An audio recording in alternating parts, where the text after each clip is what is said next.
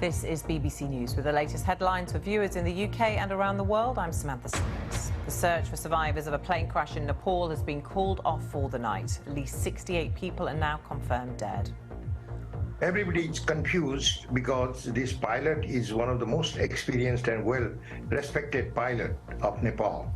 At least 22 people killed and 72 injured during a massive missile strike on an apartment building in the eastern Ukrainian city of Dnipro. President Biden declares a state of emergency in California as it's hit by a succession of severe storms. At least 19 people have died and thousands have been told to evacuate their homes.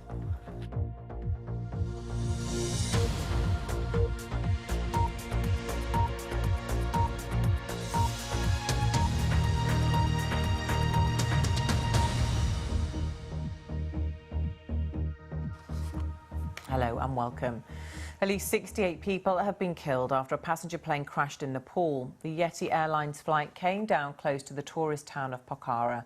The search has now been called off for the night and will resume on Monday in daylight. It's understood a number of foreign nationals are among the dead. From Kathmandu, our correspondent Rajini Vaidyanathan sent this report and a warning you may find some of the images distressing. What's thought to be the final moments of Yeti Airlines Flight 691. First, you see it veer off course, then you hear it. The smouldering remains of the twin-engine plane, which had 72 people on board, including children. It came down close to its destination, the tourist town of Pokhara. Most of those on board were Nepalis. Chaos and confusion as people searched for survivors. Speaking in the capital, Nepal's Prime Minister says the authorities are trying to work out how this crash happened. The incident was tragic. All forces have been deployed for rescue operations. The investigation is going on now and I've called an emergency cabinet meeting. The plane took off from here at Kathmandu airport earlier this morning.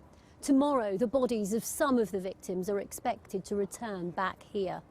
Monday's also been declared a national day of mourning in Nepal. It's unclear still what caused the crash, but this Himalayan nation has a tragic history of fatal airline accidents. As a nation mourns, some are asking if enough is being done to ensure the country's skies are safe. Tonight, as families grieve, they also want answers. Rajini Vaidyanathan, BBC News, Kathmandu, Nepal. Well, Alistair Rosenshine is an aviation analyst and former pilot. He joins me now from London, as you can see. Alistair, welcome to you. Thanks very much for being with us. From what we've seen and the limited information we have, what's your assessment of what may have happened to this plane? Good evening, Samantha. Well, as with all these accidents, there'll be an investigation. And so any suggestions that any analyst gives to about the cause of the accident is purely speculative. However, there was a video showing the aircraft in a very steep bank to the left and with the nose pitched up on the approach to land, which would suggest that the aircraft was approaching a stall. And then if witness reports are anything to go by, the aircraft then spun into the ground. And that means that the aircraft may not have been flying within its flight envelope, within the safe speed and attitude. We know there are obviously numerous investigations underway. What exactly will they be looking for, and how long does it take to come up with any results on such a complicated investigation? Well, as with all aircraft accidents, they try to immediately get hold of the flight deck voice recorder, the flight data recorder as well. And these, when they analyse them, usually give the primary reasons for the accident. They'll also look at the aircraft and what remains of the aircraft and piece it together and try and see if there are any clues there. The investigators will always keep an open mind. They'll be looking at everything from mechanical failure, engine failure, the weather conditions, the pilot's experience, etc. And we know that one of the pilots, the captain, was quite experienced, and I believe he was also a training captain. But the co-pilot had barely 100 flying hours, and we don't know which of the two pilots was flying the aircraft. But regardless of that, the captain should have been able to control the aircraft properly, regardless of what the co-pilot does. But it was a new airfield. It's only been opened 15 days ago, so it was new to them. And they're unlikely, at least, to have already designated points on the approach where they can do their final turn onto to line up with the runway. So it's always trickier when you haven't been to an airfield before. Nepalese airlines are banned from operating in European airspace, aren't they? What is it about the history of those airlines that causes such concern?